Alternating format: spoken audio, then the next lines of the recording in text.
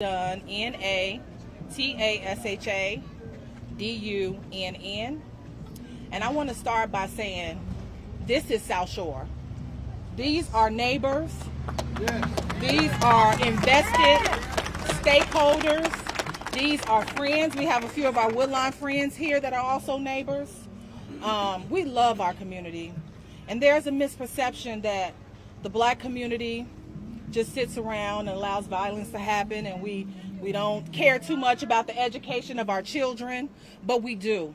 We work hard, we work diligently, and we volunteer our time because we want to see our community just like communities on the north side. We want to be able to have the same resources, the same access to jobs and opportunities as other communities. That's right. So today I stand before you because members of the Black Community Collaborative, South Shore constituents, and stakeholders are extremely dismayed by the City of Chicago's inability to control and develop safe parameters around housing migrants that have been transported here from the border. Our specific frustration lies in the continuous and blatant disregard for the safety and overall quality of life of Black residents, as many of these migrants have been dumped in our neighborhoods without a plan in place to monitor and house them long term. They have intentionally created barriers to impede participation in a decision-making process around the public school buildings we pay taxes to maintain, and that they unjustly close, and ignoring the community's plea to keep them open. Communication regarding meetings that have been held have been lackluster. We found out about the first meeting in South Shore via the mayor's Facebook page and by word of mouth through text messages and just people, because our community is this. We talk to each other, we are informed, and we talk to each other, bottom line. This engagement tactic is very poor, and it ultimately leaves working class and our elder constituents, because this area has a lot of elder constituents who are not on social media. That's not fair to them, but that was intentional, we believe. Additionally, they made capacity limits for the meeting. By the second day we found out about the meeting, it was stated that the meeting was full. So people were complaining that they didn't have access to a meeting. What kind of Jim Crow stuff is this? All black stakeholders that have concerns should have been afforded the adequate space and notice and decision which ultimately impacts the value of our land, safety, and peace. We have been redlined, Jim Crow, pushed out enough. During the meeting, the city again attempted to limit our ability to let our voices be heard. City officials stated that they would not allow us to speak and only to read answers that the panel chose to read. We wasn't having it. No. That's right. So when you saw on the media people upset, we were upset because we were gaslit before we even started the meeting. Right. Specifically, the chief of the Office of New America's Nubia was extremely disrespectful to our community's culture and standards. She had a lack of respect for us in the meeting, openly. And it wasn't just South Shore. It was reported she did this in Woodline as well. They turned off mics of people who was concerned and speaking their voice. That is completely unacceptable. Finally, Black Chicagoans have been living in a state of crisis for years and have yet to receive quality city services and resources we need and deserve to stop the crisis. While we have empathy for the humanitarian crisis, our priority is the humanitarian crisis that we have suffered from for generations, and we do not have the capacity to bear this burden of migrants that are facing today. Here's why. Currently, 73% of homeless citizens in Chicago are African American. As we speak, there are Black youth couch surfing and riding the trains for shelter. Currently, South Shore has the highest eviction rate in the city of Chicago, with Black families being put out of their houses in an alarming rates.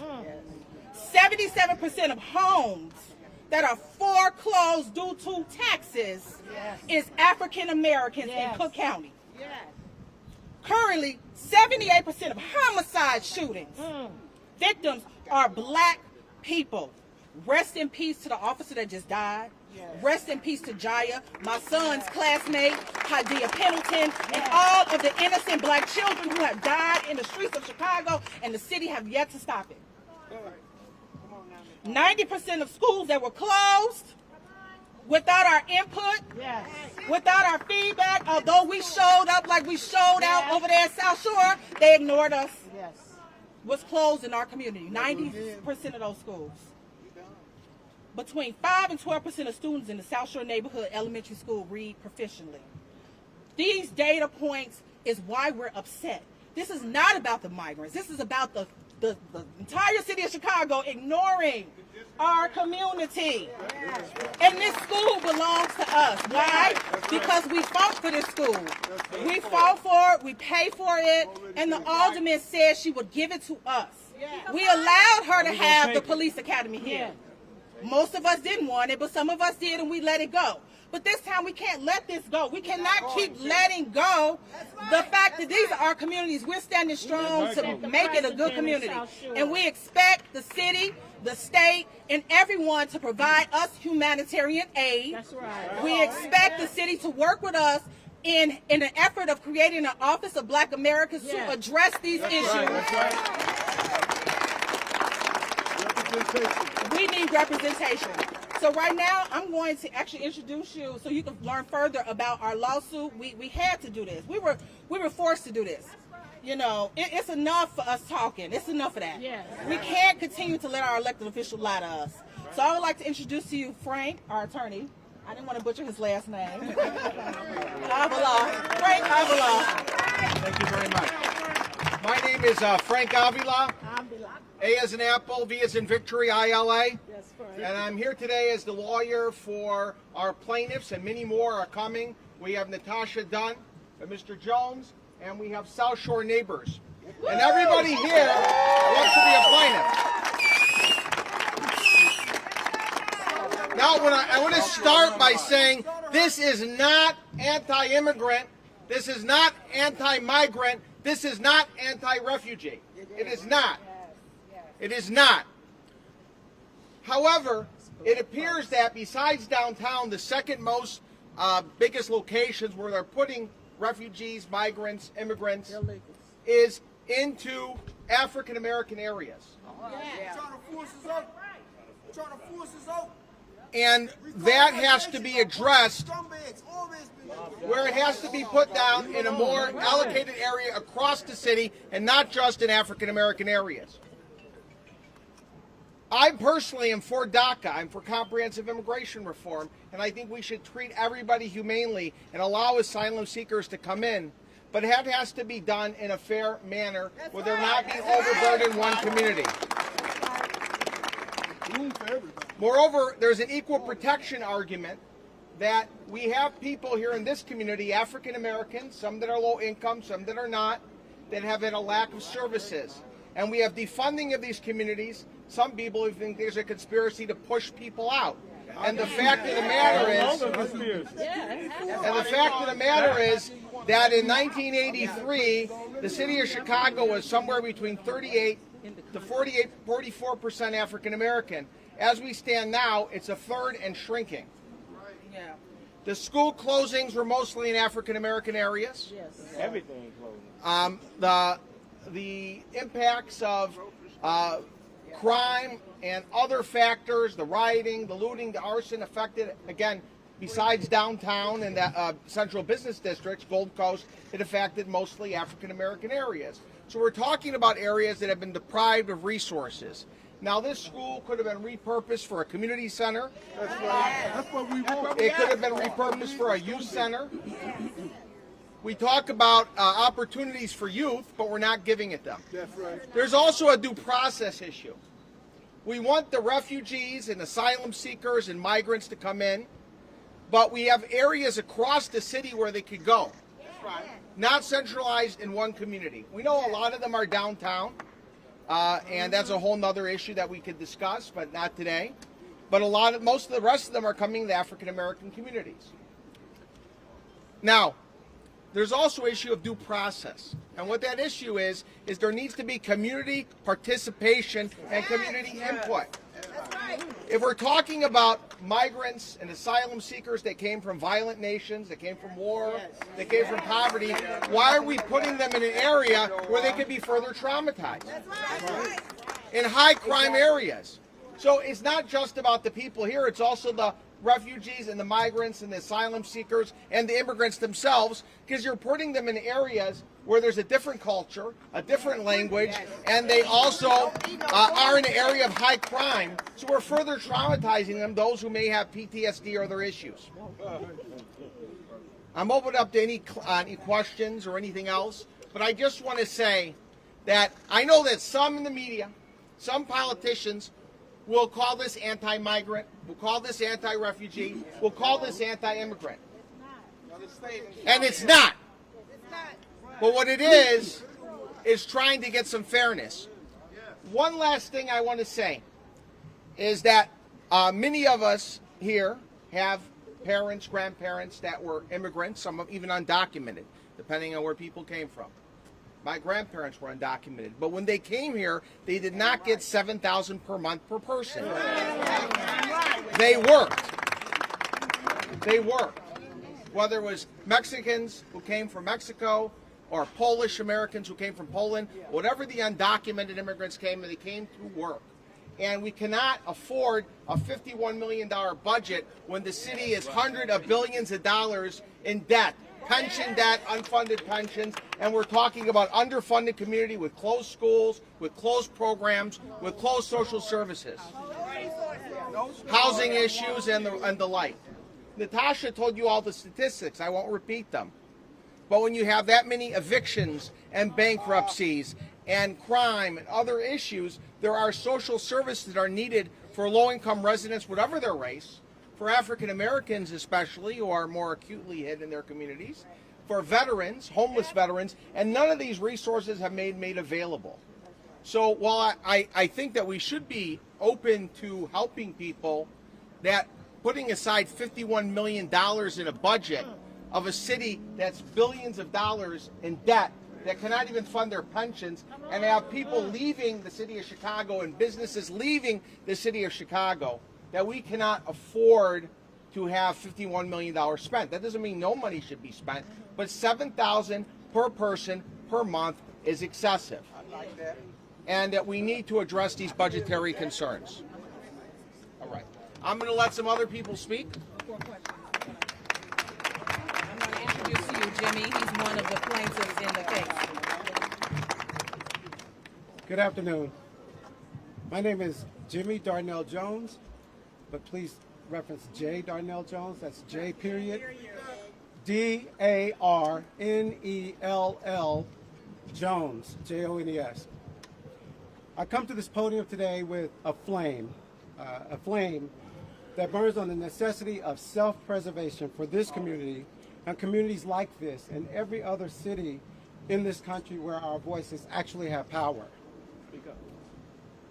It's my concern, and other members of South Shore community, a community that is predominantly comprised of the descendants of once enslaved African Americans, that the same federally backed tactics that proven detrimental to thriving black communities of the past under the guise of eminent domain are being used to house asylum seekers in the heart of our community without our advisement, our permission, nor our agreement. I come as a representative of this community to rebuke efforts by the Texas governor and everyone between here and there who think we will overlook this nationwide effort to use immigration as a tool to destroy our neighborhoods and water down our ability to make political difference under the guise of philanthropy and grace. Did anyone consider the quiet enjoyment and safety rights that are expected of the citizens of any community like ours? Or were those considerations purposely left out because of our blackness? The very first question I had here now, and I had last week, is why not Pilsen Belmont Cragen, Logan Square, Little Village, South Chicago, South Deering, or Hedwig. Communities that have a supportive cultural infrastructure and potentially more resources to support someone new to the country and the surrounding community. Because the city can't bully them. There are many studies that have shown the adverse impact of immigration to black communities in terms of jobs, earnings, education, healthcare, and political positioning. Many of us have not only read those studies, we continue to live the outcomes and know them to be truthful. Why would any leader put our black communities already riddled with crime at further risk by placing unvetted non-taxpayers steps away from our seniors, our children, and our homes we've worked so hard on our own to secure, without the resources of some non-black communities in the city, without solid safety protocols in place to protect us from the some of them who don't live up to the expectations of kindness. For us to bear the tax burdens of public services like water, utilities, and the likes, knowing we are an already under-resourced community. If you don't know what I mean, let me offer you some additional context. We currently have water and sewer maintenance happening in our local streets now. Certainly gas will be next. And we ain't working. Who's footing that bill? Our local taxes will increase, regardless of what lies they tell us. They will. Other areas of the city have businesses that pay into their local economies. Yes, yes. Drive down any of our major thoroughfares and you don't see large-scale businesses that provide input to our local economy. As a matter of fact, Walmart decided to leave because they will finally be forced to pay taxes in this next administration. The same applies to many other businesses who are okay with being in communities that don't look like ours. It leaves us to fend for ourselves and not have the privilege of sharing the tax burden with those who have the resources to make our lives a little easier. Politically, having over 500 people in our community would completely wipe out any interest we have. Are you aware that there are immigrant advocates at state houses all over this country who are advocating for non-citizen voting in local elections? What if that happened here? That would change the mindset of what we as a black community need to thrive here in Chicago. That's a concern of ours. This is much bigger than the mayor of Chicago or Chicago Police Department. This is an effort to destroy our neighborhoods and silence our voices even further. White supremacy is not merely a word. It is foundational in the practice of some of our government activities and actions, and it is important that we come together as a community to get back to educating ourselves and understand what is important to us in our existence. That's everyone. That's not just black people. There are too many distractions in our community now, and some of them we need to overcome. We must overcome. And that is what's keeping us from preserving the greatness that those before us fought for and fought that we would continue down the line. So I say all this to say, as a community, South Shore, we are strong. We're not going anywhere. We're not going to lie down and allow this to happen. So we will fight as long as we need to fight to make sure that this does not happen. And at the same time, we will continue to pray for the people who are affected by this, who are impacted by this other than our community. We hope that that the city provides, or this country provides, some type of resources for them to be able to live their lives and be just as prosperous and happy as we are. Thank you. Thank you.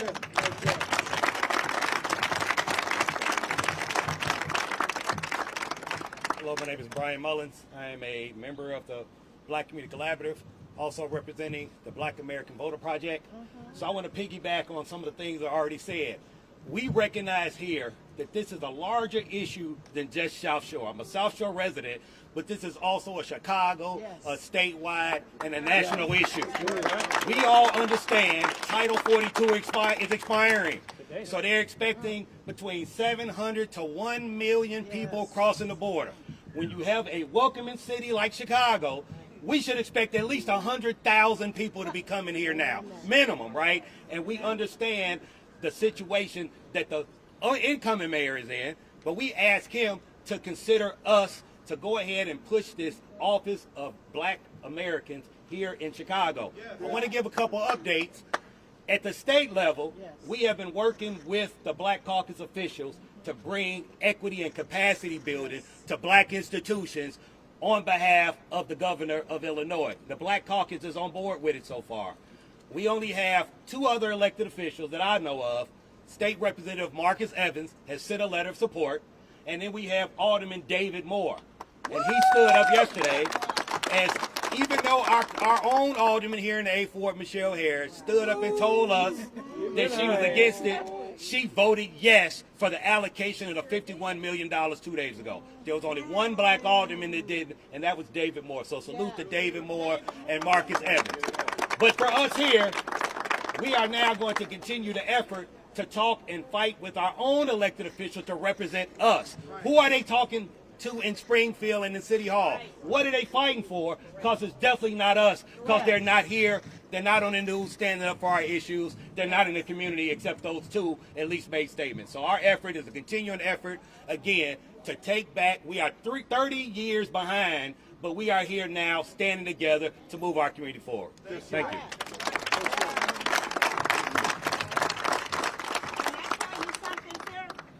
Can I tell you something? Good afternoon You to all. can lift that stand. Oh, okay. Just unscrew the. Yeah, you might want to do that. I think it's a union job, right? I'm not a union man. Thank you. Good afternoon. My name is Craig T. Carrington. I'm an alumni of this beautiful school. Go Tars. I'm also a 5th generation Chicagoan, primary here in South Shore. I want to thank Ms. Dunn for allowing me to speak. Currently, I am a community court case manager. I run a restorative justice program, and that program is designed to assist individuals between the ages of 18 to 26 with situations to keep them from not moving forward with a criminal record. Well, anyway, a couple of my participants, that's what we call them, we don't call them defendants, they are homeless. And so it's my job as a case manager to get them some housing. So when I went about inquiring about some housing, one of my participants reached me on my phone after hours and said, Mr. Carrington, I did get placed on a wait list, but I was told that the immigrants was taking priority. See, that's a story that a lot of people don't know, and it hurt me. I'm like, oh, wait a minute. I understand we need to be humanitarian, but these people are, that my participants are 3rd and 4th generation Chicagoans, born, bred, fed, and raised here. You know, my grandmother, Mayrella Carrington, rest in peace, always said, Craig, charity starts at home first, and then it go abroad. So I want to thank you all for this, and we're going to stick together on this one. The people in Woodlawn said, keep pushing, Craig, keep pushing, and I'm glad that we can do this. Thank you.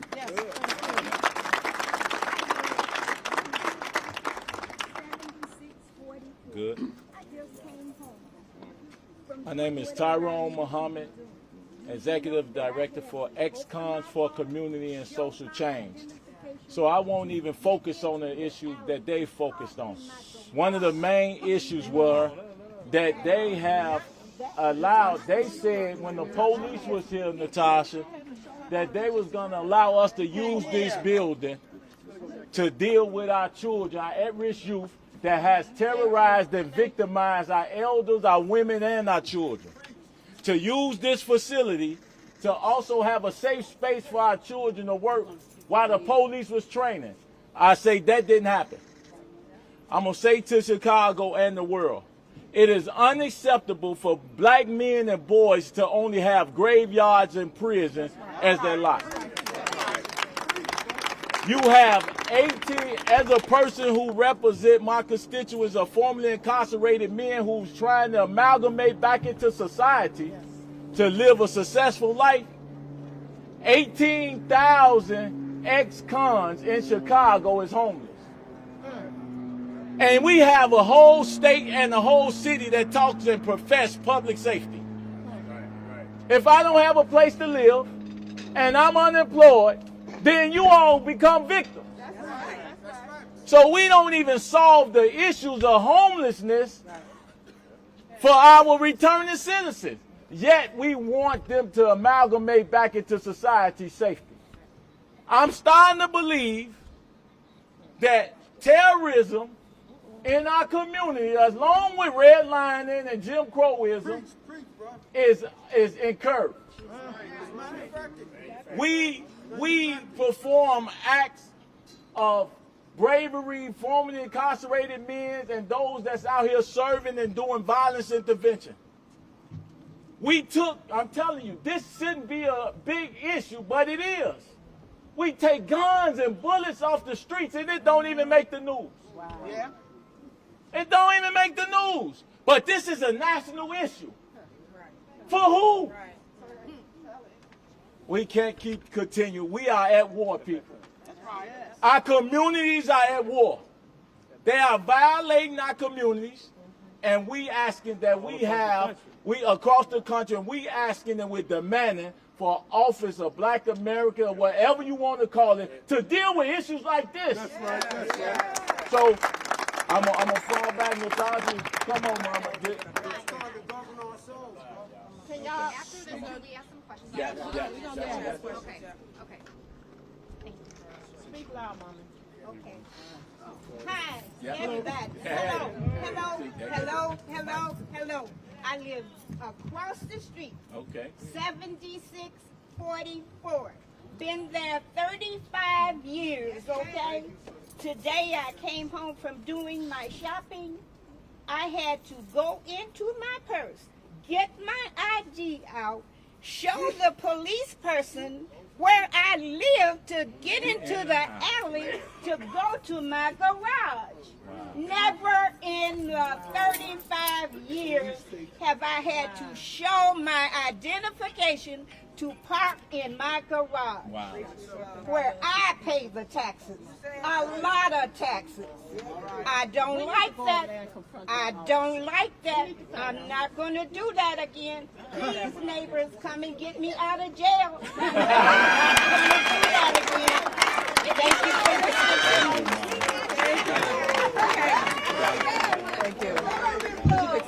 Thank you so much. See, we love our elders in our community. They are history makers. Okay, we're going to take questions now. I know. Thank you guys for. Yes.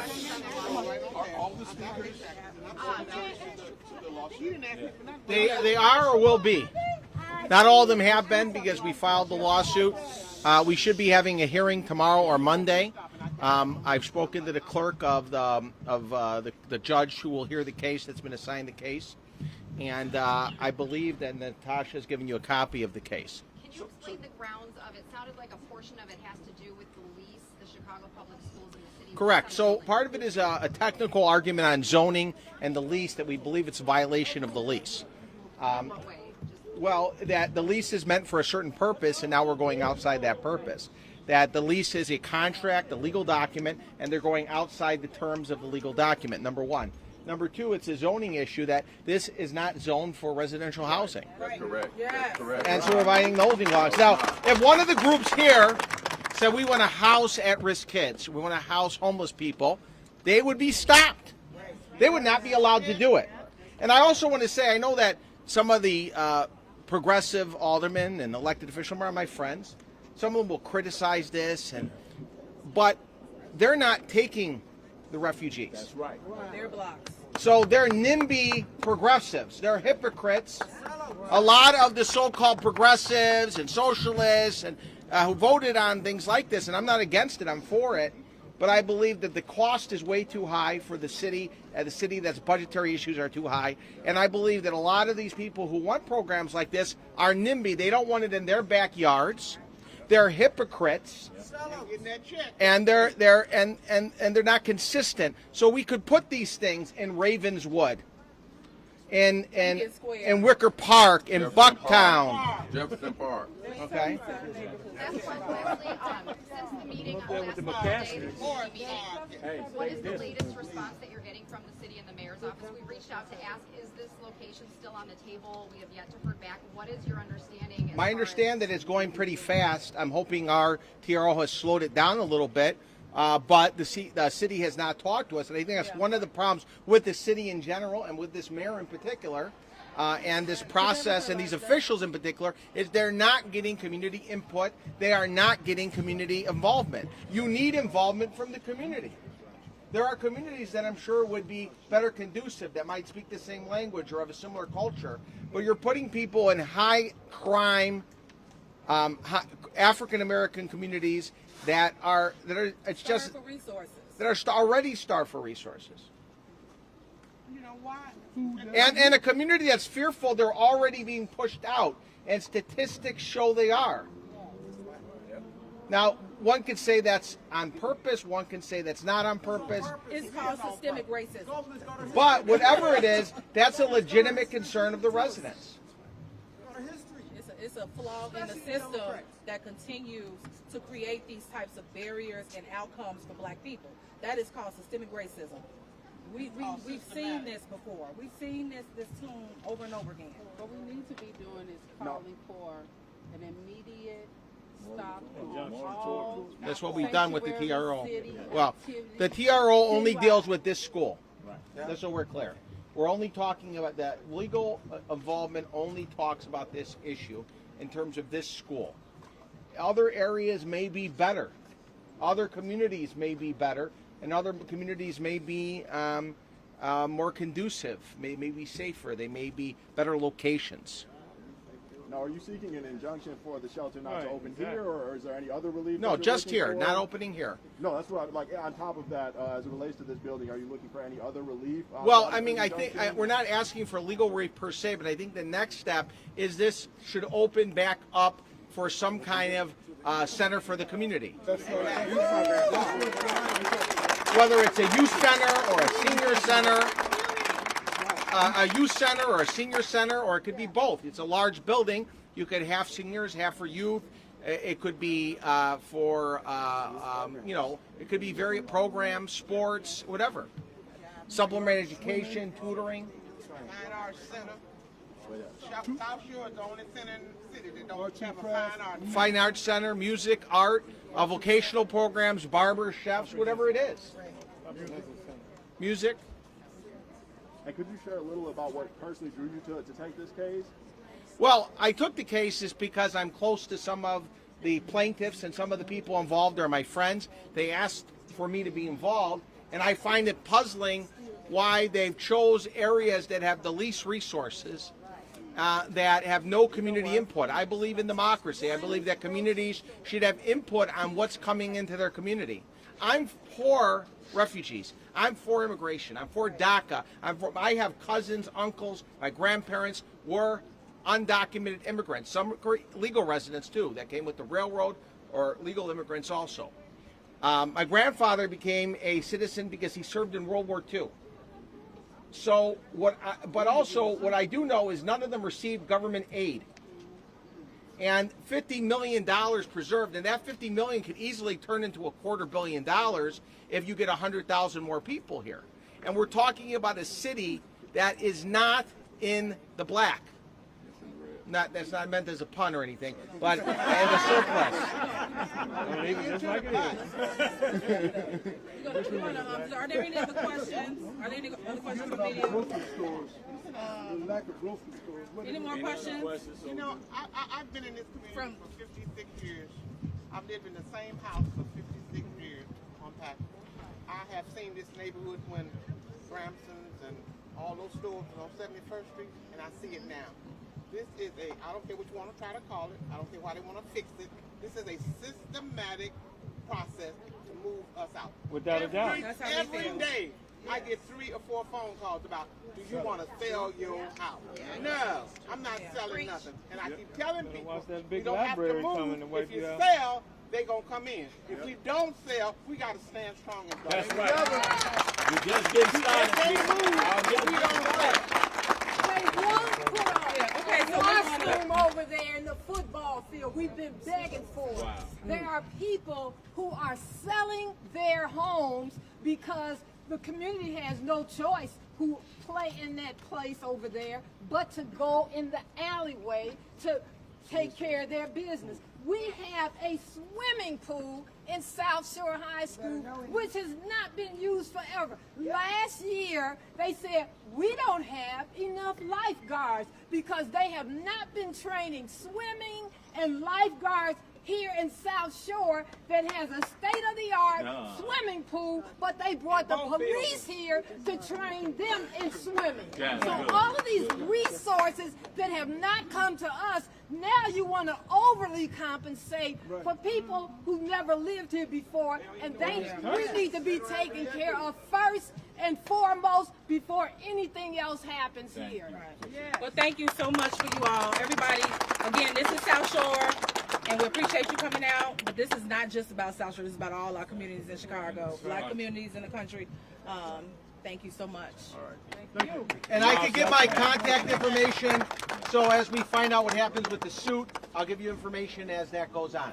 Thank you. But we're in this for the long run. Even if we lose the TRO, we'll be going forward.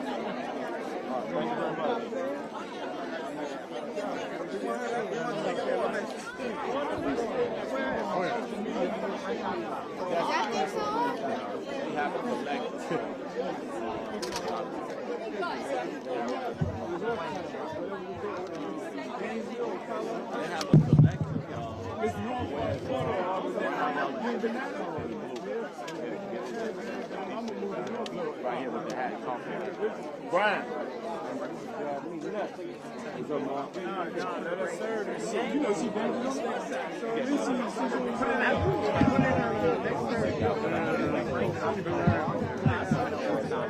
How you doing? I know you. How you doing?